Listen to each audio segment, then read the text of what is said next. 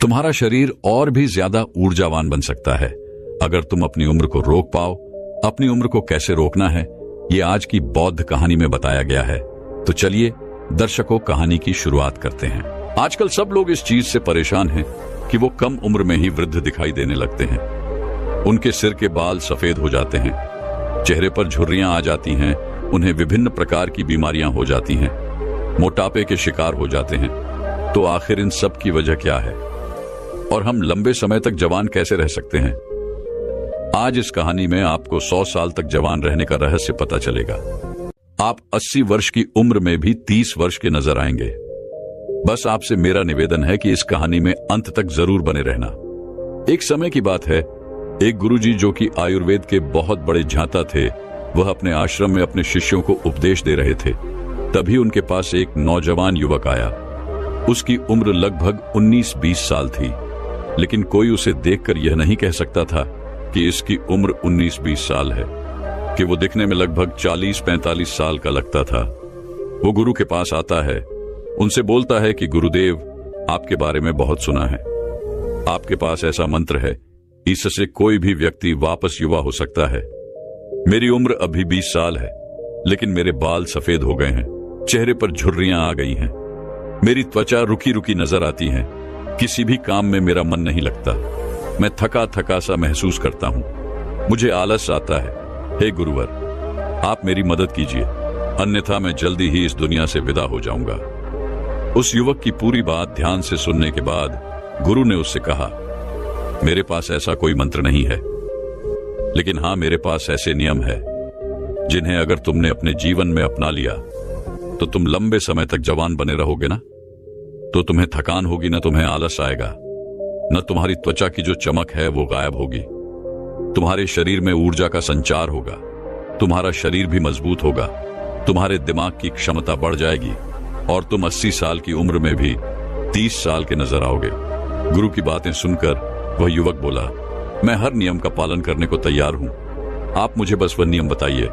तब गुरु ने उससे कहा कि बेटा, मैं स्वयं भी इन नियमों का पालन करता हूं, तभी तो आज मुझे 120 साल हो गए, लेकिन आज तक मुझे कभी भी किसी भी प्रकार की कोई बीमारी नहीं हुई और आज भी मैं हर कार्य को आसानी से कर पाता हूं। मुझे कभी थकावट नहीं होती है, कोई आलस नहीं आता है, मैं हमेशा ऊर्जा से भरा रहता हूं। अब जो नियम मैं तुम्हें बताऊंगा उन्हें तुम ध्यान से सुनो और उनका पालन अपने जीवन में करो।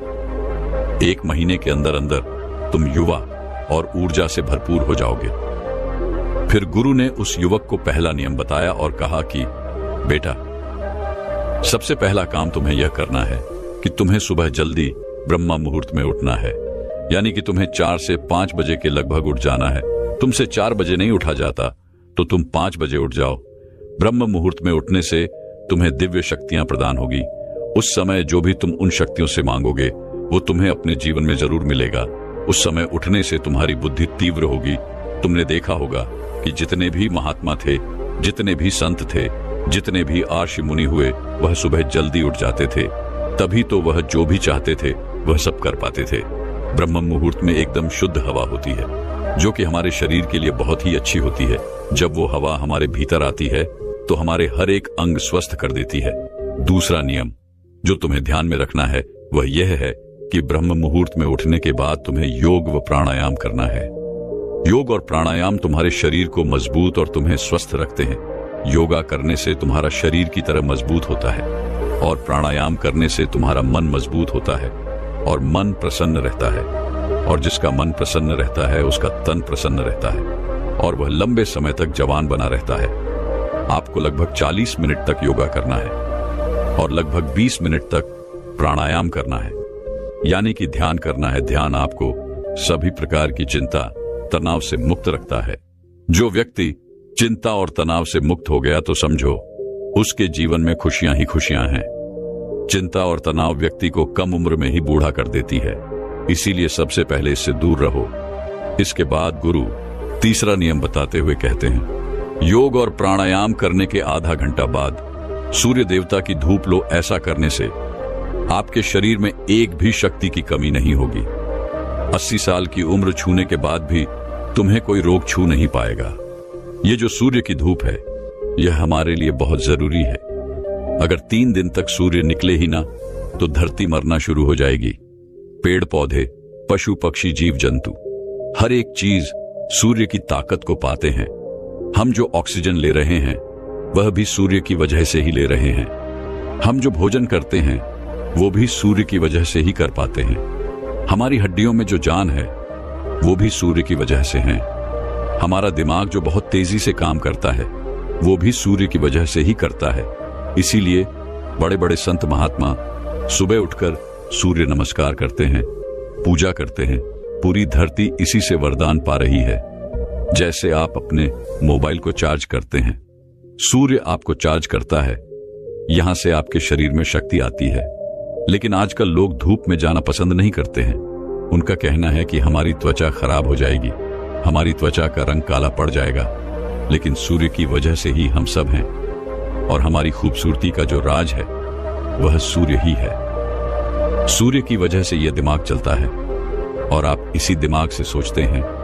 सूर्य की धूप हमारे लिए नुकसानदायक है, लेकिन परमात्मा ने पहले से ही उसके ऊपर फिल्टर लगा के भेजा है। जिस तरह की रोशनी की जरूरत आपको है उसी तरह की किरणें आपको सूर्य से मिलती हैं। हमारे पूर्वज सूर्य स्नान को महत्व देते थे, इसीलिए रोजाना आधे घंटे सूर्य की धूप लेना शुरू कर दो। आपको बीमारियां कभी नहीं होगी और आप लंबे समय तक युवा बने रहेंगे। इसके बाद गुरु चौथा नियम बताते हुए कहते हैं, अच्छा और सात्विक भोजन करो और इच्छा से थोड़ा कम खाओ। हमें भोजन में ज्यादा से ज्यादा फल और सब्जियों का उपयोग करना चाहिए और कम मसालेदार चीजों का प्रयोग करना चाहिए, क्योंकि फल और सब्जियों को पचाने में मात्र 5 से 6 घंटे लगते हैं। वहीं अनाज को पचाने में 10 से 15 घंटे लग जाते हैं। लेकिन आजकल लोग जो हैं वो सात्विक भोजन खाना भूल गए हैं। उनको सात्विक खाना घास-फूस लगता है। वो जब देखो पिज्जा, बर्गर खाते रहते हैं, चाउमीन, ऐसी चीजें खाते रहते हैं जो हमें नुकसान पहुंचाती है। उनको ठूस ठूस के खाते रहते हैं। जो चीज वाकई में घास फूस है उनको तो वह खा रहे हैं, और जो चीजें हमारे स्वास्थ्य के लिए लाभदायक हैं उनको वो छोड़ रहे हैं। आपको पता है पिज्जा, बर्गर, इनको पचाने में कितना समय लगता है? इनको पचाने में लगभग 8 से 10 घंटे का समय लगता है, और तो और कई बार हम लगातार इनको खाते ही रहते हैं, तो ये हमारे पेट में पच ही नहीं पाते हैं और फिर ये वहीं पर पड़े पड़े सड़ने लगते हैं। और जब ये सड़ने लगते हैं तो वहां पर बहुत सारे बैक्टीरिया उत्पन्न कर देते हैं और फिर वो बैक्टीरिया हमारे पूरे शरीर में जाते हैं। जहर थोड़ा सा ही हो, लेकिन थोड़ा सा जहर आपको मृत्यु की सैया पर ले जा सकता है। जब हम 10 लीटर दूध में कुछ बूंद दही की डाल देते हैं तो वह पूरा का पूरा दूध दही में परिवर्तन हो जाता है। जो दही में बैक्टीरिया थे वो पूरे 10 लीटर दूध में मिल जाते हैं और 10 लीटर दूध को दही में परिवर्तन कर देते हैं। वैसे ही थोड़ा सा खराब भोजन हमारे शरीर में फैल जाता है, जिससे आपको विभिन्न प्रकार की बीमारियां होती हैं और आप उम्र से पहले ही बूढ़े नजर आने लगते हैं। ज्यादा मसाला आधार खाना खाने से किसी भी प्रकार की कोई ऊर्जा नहीं मिलती है, बल्कि यह खाना हमारी ऊर्जा को व्यर्थ कर देता है। क्योंकि जब हम ऐसा खाना खाते हैं तो इस खाने को पचाने में हमारी पूरी ऊर्जा व्यर्थ हो जाती है और हमें आलस आने लगता है, शरीर थका थका सा लगने लगता है। इसीलिए जितना हो सके सात्विक भोजन करो, क्योंकि ऐसे भोजन में ऊर्जा होती है। इसे पचाने में आपके शरीर की ऊर्जा भी ज्यादा व्यर्थ नहीं होती है, जिस वजह से आप ऊर्जा से भरपूर रहते हैं। और आपको एक बात और ध्यान में रखनी है, आपको भोजन करने का समय निर्धारित करना है। अगर आप शाम को 8 बजे भोजन खाते हैं तो अगली सुबह आपको 10 बजे ही भोजन करना है। ऐसा नहीं कि आप थोड़ी थोड़ी देर बाद कुछ खाते पीते हैं। जब हम थोड़ी थोड़ी देर में कुछ खाते पीते रहते हैं तो हमारा पहले वाला भोजन तो पचता नहीं है और हम ऊपर से दूसरा डाल लेते हैं, जिससे फिर वह हमारे पेट में सड़ता रहता है, हमें किसी भी प्रकार का लाभ नहीं पहुंचाता है। और इस बारे में तो मैंने पहले ही बता दिया कि जो भोजन सड़ता है उसका क्या होता है।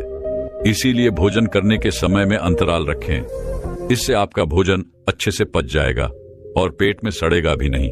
आपको भोजन उतना ही करना है जितने की आपको आवश्यकता हो। ऐसा नहीं कि आपका कोई मनपसंद भोजन है तो आप उसे ठूस ठूस कर खा ले।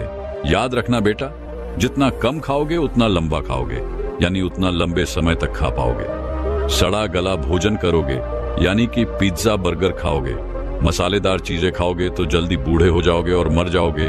लेकिन फल सब्जियां और सात्विक भोजन करोगे तो लंबे समय तक जीवित रहोगे और जवान रहोगे।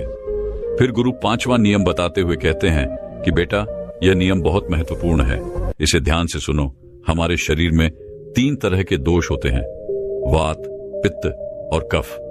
जब वात बिगड़ता है तो शरीर में 80 से ज्यादा रोग होते हैं। जब पित्त बिगड़ता है तो शरीर में 46 से 50 रोग होते हैं, और जब कफ बिगड़ जाता है तो शरीर में 26 नए रोग आते हैं। और जब वात, पित्त और कफ तीनों बिगड़ जाते हैं तो शरीर में 148 रोग आते हैं। यानी सर्दी जुकाम से लेकर कैंसर तक के सभी रोग आ जाते हैं। और जिसके शरीर में रोग रहते हैं वो तो जवान नहीं रह सकता है, लेकिन आपको इन तीनों दोषों से दूर रहना है। तो इस नियम को ध्यान से सुनो। आपको खाना खाने के बाद तुरंत पानी नहीं पीना है। अक्सर लोग खाना खाते ही पानी पी लेते हैं, और कुछ तो खाना खाने नहीं बैठते, उससे पहले भी पानी पिएंगे, और खाना खाने के तुरंत बाद भी पानी पिएंगे।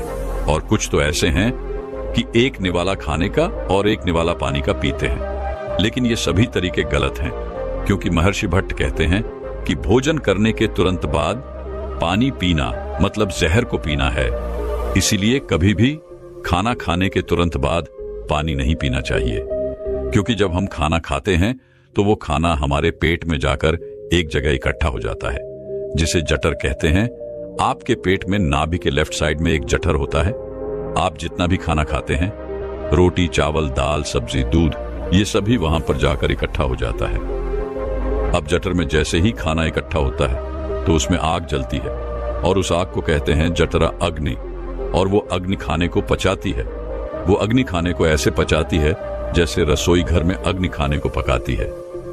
आपके रसोई घर में जब आप अग्नि जलाते हैं और उसके ऊपर दूध रखते हैं, उस दूध में थोड़े चावल डालते हैं, तो अग्नि जब तक जलती रहेगी तब तक खीर बनती रहेगी। ऐसा ही पेट में होता है। जैसे ही आपने खाना खाया, पेट में अग्नि जलती है, और जब तक अग्नि जलती रहेगी तो खाने को पचाने की प्रक्रिया भी चलती रहेगी। जैसे रसोई घर में खाना पकाते हैं, वैसे ही पेट में खाना भी पका है। उसी को पाचन क्रिया कहते हैं। लेकिन जैसे ही आपने खाना खाया और तुरंत घटाघट पानी पी लिया, और खूब ठंडा पानी पी लिया, बर्फ मिलाया हुआ पानी पी लिया, तो क्या अग्नि जलेगी या फिर बुझेगी? अग्नि के ऊपर पानी डालोगे तो अग्नि की पानी से दोस्ती तो है नहीं, दुश्मनी है। पानी अग्नि को बुझा देती है। तो आपने खाना खाया, उसके बाद आपकी जठराग्नि चलती है और आपने पीछे से गटगट पानी पी लिया, तो अब वो अग्नि जो है वो शांत हो गई। अब खाना नहीं पचेगा, वो पेट में पड़ा पड़ा सड़ता रहेगा, और सड़ा हुआ खाना 100 से भी ज्यादा विष पैदा करेगा, और वह विष आपकी जिंदगी को नरक बना देंगे, और आप जिंदगी भर बीमार पड़े रहेंगे और बूढ़े हो जाएंगे।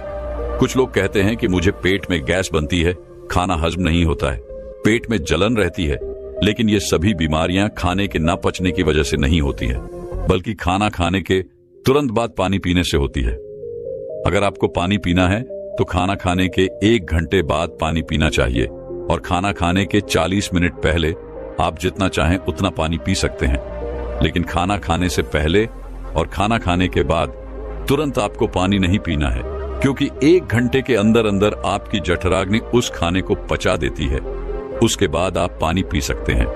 फिर गुरु उस युवक को कहते हैं कि बेटा, आप खाना खाने के बाद पानी तो नहीं पी सकते हैं, लेकिन हाँ, आप खाना खाने के बाद फलों का रस, दही या दूध पी सकते हैं।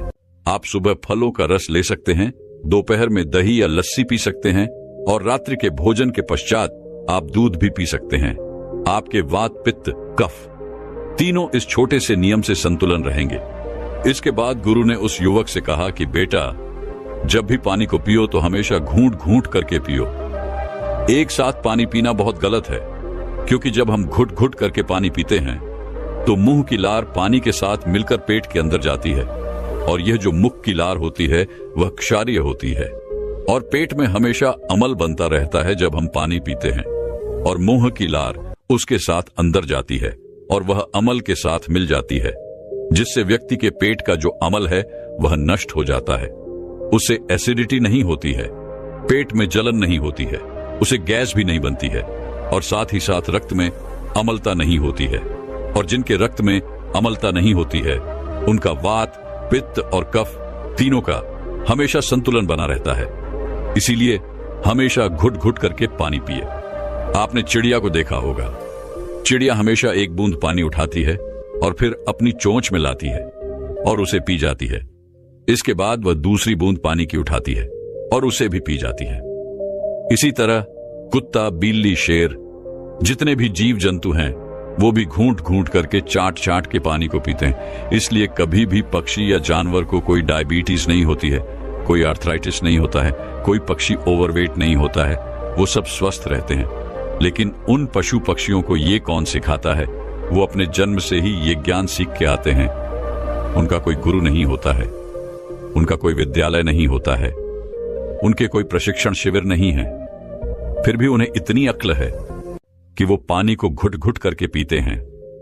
और हम मनुष्य, जिनके इतने गुरु हैं, इतने विद्यालय हैं, इतने शिक्षक हैं, सिखाने वाले हैं, पर हम मूर्ख के मूर्ख हैं, घटाघट पानी को पीते रहते हैं। फिर गुरु उस युवक से कहते हैं कि चाहे कितनी भी प्यास क्यों ना लगे, लेकिन कभी भी ठंडा पानी नहीं पीना चाहिए, क्योंकि हमारा पेट वो गर्म रहता है।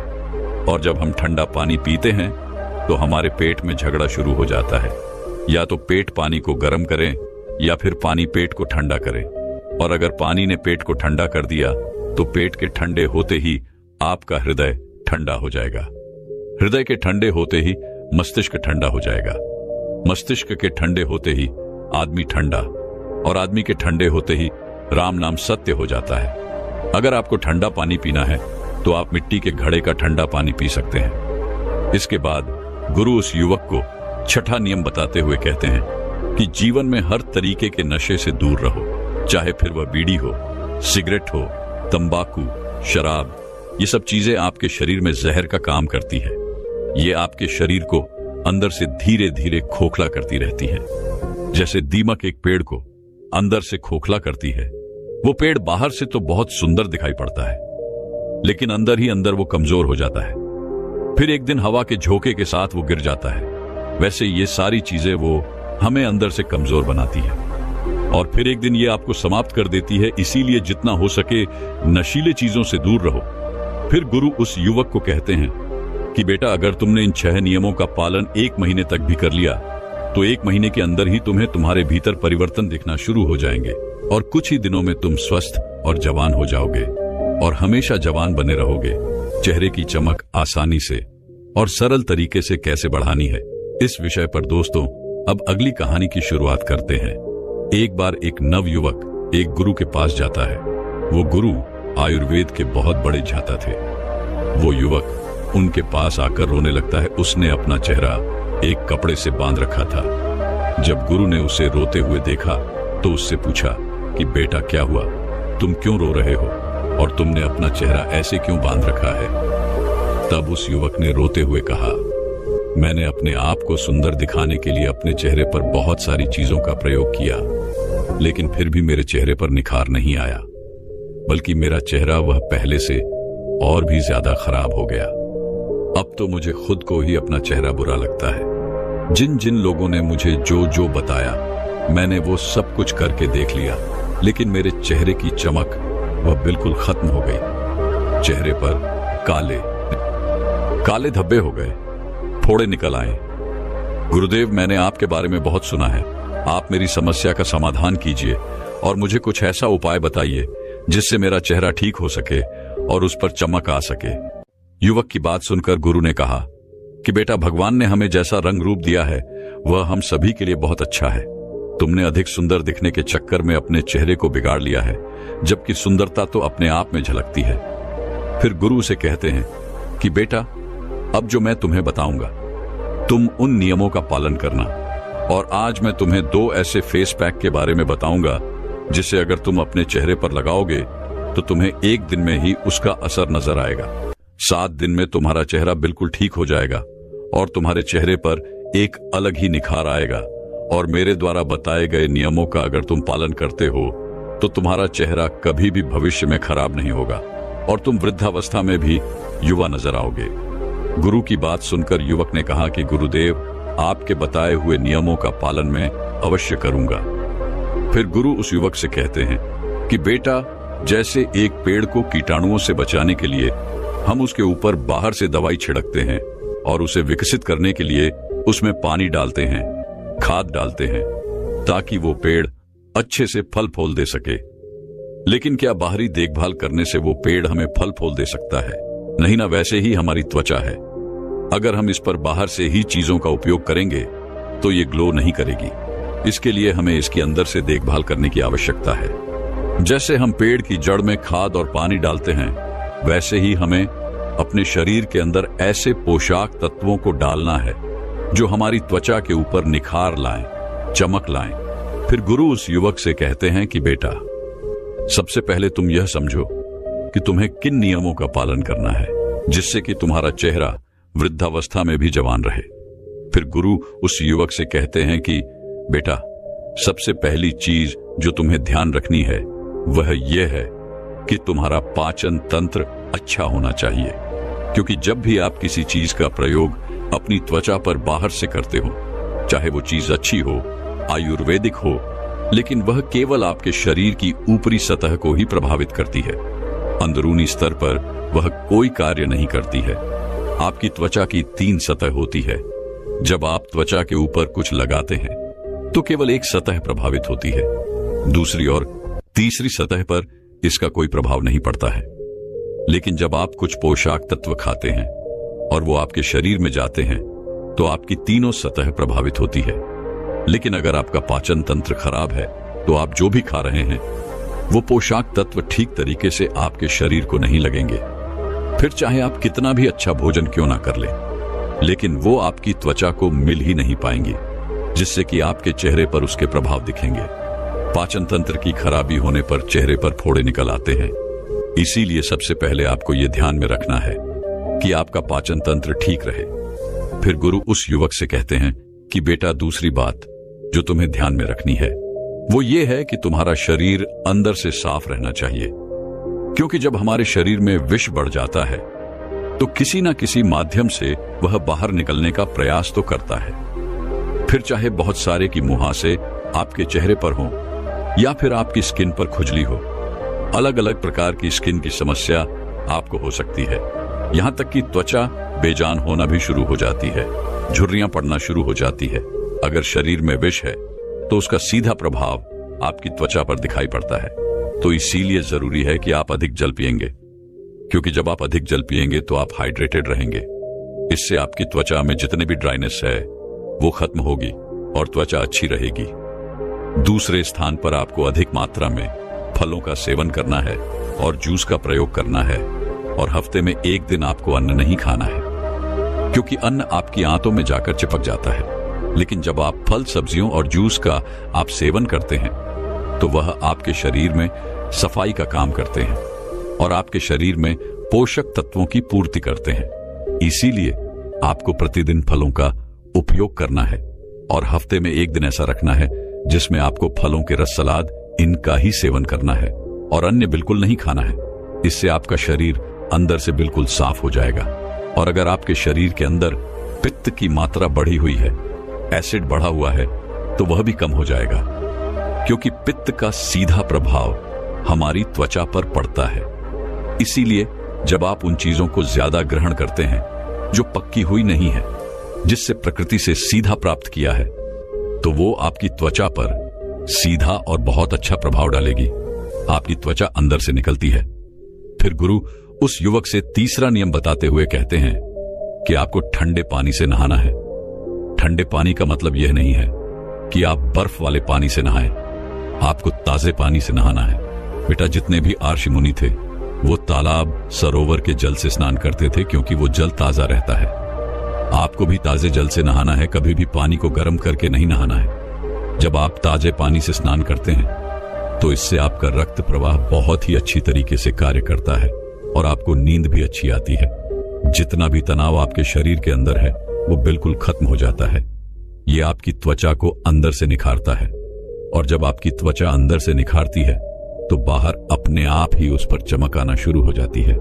फिर गुरु चौथा नियम बताते हुए कहते हैं कि बेटा, तुम्हारा मानसिक स्वास्थ्य और नींद, ये दोनों चीज आपको ठीक रखनी है। अब तुम पहले नींद के बारे में समझो। अगर आप एक दिन भी ठीक से नहीं सोते हैं तो दूसरे दिन आपका चेहरा वह उतरा उतरा नजर आता है, और आप कुछ दिन नहीं सोते हैं तो आपके चेहरे पर डार्क सर्कल होना शुरू हो जाते हैं। चेहरा बेजान सा हो जाएगा, त्वचा रुकी लगेगी, क्योंकि नींद का सीधा प्रभाव आपके चेहरे पर, आपकी त्वचा पर पड़ता है। इसीलिए आपको नींद